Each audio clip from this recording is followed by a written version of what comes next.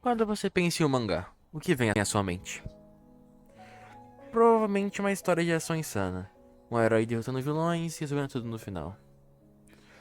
Ou até mesmo uma história romântica. Mas e quando falamos de mangás como Vagabond, Tokyo Ghoul? Eles não são apenas só luta e poder. Eles questionam tudo, o que é a vida, o que é a dor, o que é o verdadeiro significado de ser alguém, de ser um ser humano. Esses mangás, de alguma forma, mexem com a nossa percepção. Eles nos fazem refletir, colocar nossa própria existência em xeque. É disso que vamos falar hoje. Vamos começar falando de Vagabond. Bom, a história conta a perspectiva de Musashi Memoto, antes chamado de Takezo. Ele busca por se tornar invencível sob o sol. Esse sol tem um significado profundo. Não se trata apenas de um fenômeno natural, mas de uma metáfora. A sabedoria e a iluminação interna. Assim como a verdade é o caminho de um guerreiro. Ele ilumina, mas não revela tudo de uma vez. É preciso caminhar em direção a ele. Musashi é um homem que começa a jornada, em busca de se tornar invencível sob o sol. No entanto, conforme ele amadurece e sua jornada evolui, o significado do sol muda. O sol deixa de ser apenas uma mera luz que guia ele, para se tornar uma luz interior. Um autoconhecimento. A aceitação da própria mortalidade e da transcendência do ego. Como se ele tivesse tornado alguém de verdade. Tivesse parado de ser alguém sanguinário. E se tornado alguém puro. No início da jornada dele, ele é movido apenas pela raiva. Pelo desejo de provar algo a si mesmo. Esse sol, no começo da obra, é como se fosse um ego. Um ego sem sabedoria. Sem direção. Em sua busca pelo poder, ele se perde nas batalhas, na violência e no caos. Até que o encontro com a morte, em que ele é obrigado a correr, instintivamente, o obriga a refletir. Tem até uma frase legal, que é: eu não fugi da batalha, é apenas um passo para a vitória. Porque quando ele percebe por que ele teve que fugir, por que ele é tão fraco, ele começa a refletir. Tem até um monge, que é tipo o pai do cara que fez ele correr, explica pra ele que ele só foca em uma coisa: a vitória. Se ele focar em uma coisa, ele não vai ver o resto.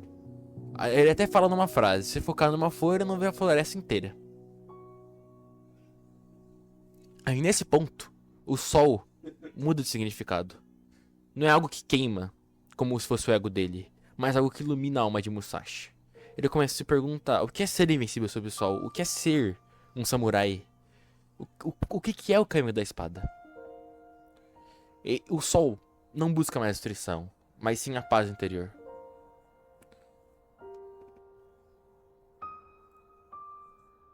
Agora vamos falar de Tokyo Ghoul, um dos mangás mais bem feitos da história.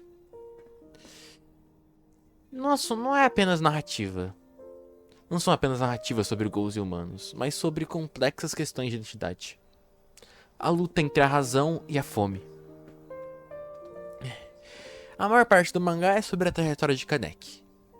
Mas aqui vamos falar especificamente de Hai Sasaki, que é uma personalidade dele. Ele carrega uma carga filosófica profunda. Ele é um ghoul, mas é tratado como humano. Por isso, ele entra em um dilema entre o que somos e o que desejamos fazer. Ele luta internamente. Grande parte do Tokyo Re, no começo, no caso, ele quer deixar de ser um ghoul. Ele quer só se tornar humano. Mas conforme as memórias dele vão retornando, ele começa a querer ser um ghoul. É como se a alma dele estivesse se moldando para isso. Ele rejeita a ideia de ser um monstro. Mas aí, conforme a mente dele vai se adaptando e tornando as lembranças de antigamente, ele começa a confrontar essa dualidade, perguntando pra si mesmo: o que eu sou? Resumidamente, Raiz é a tentativa de negar a parte Ghoul. É como se fosse a parte humana dele representada em uma personalidade. Mas ele nunca consegue escapar da parte Gol dele, que volta a assombrá-lo. A filosofia aqui é clara. A identidade não é algo fixo ou simples, como os seres humanos. Nós temos muitas camadas, muitas vezes contraditórias, hipócritas ou algo do tipo. O que somos é uma definição que podemos controlar. A luta entre ser Gol e humano, ou ser Kaneki e Raize, é na verdade a luta de todos nós. A luta que nós temos nos nossos diferentes aspectos. Os que mostramos ao mundo e os que tentamos esconder. Os nossos sentidos e os nossos pensamentos. Agora, Arima Kishou. Provavelmente a figura mais complexa do Shokugou. Inicialmente, ele é apresentado como humano, possivelmente um herói. Alguém vazio, sem coração. A figura de Arima é como se fosse alguém divino, um ceifador. Se você encontrar, é morte certa. Ele é um dos mais poderosos caçadores de Gol. Alguém que luta pela paz, mas com métodos violentos e impiedosos. Bom, ele tem uma filosofia bem legal. Até onde podemos ir em nome do bem maior? O Arima é visto como o melhor e mais forte humano. Mas no final de tudo é revelado que ele não é humano, ele é um Gol. Um meio Gol artificial.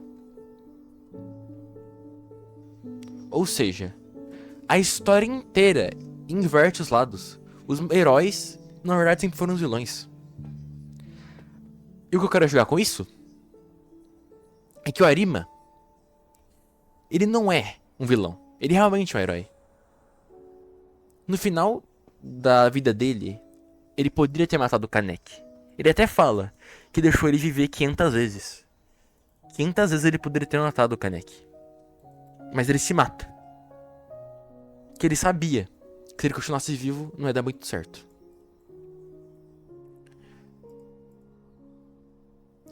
Tem até uma frase que eu acho muito triste sobre ele.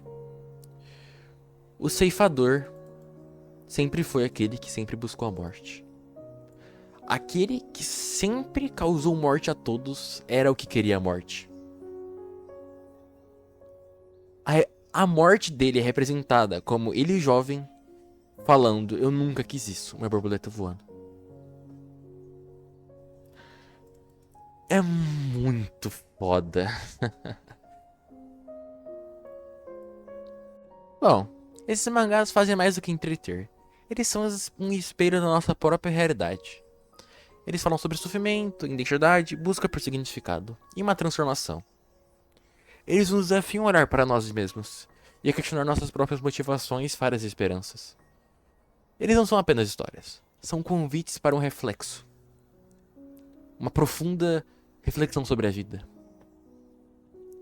Eles nos mostram que até mesmo personagens de ficções sofrem o que a gente passa. Mas, no final de tudo, são essas lutas, a dor que nos moldam, que nos definem.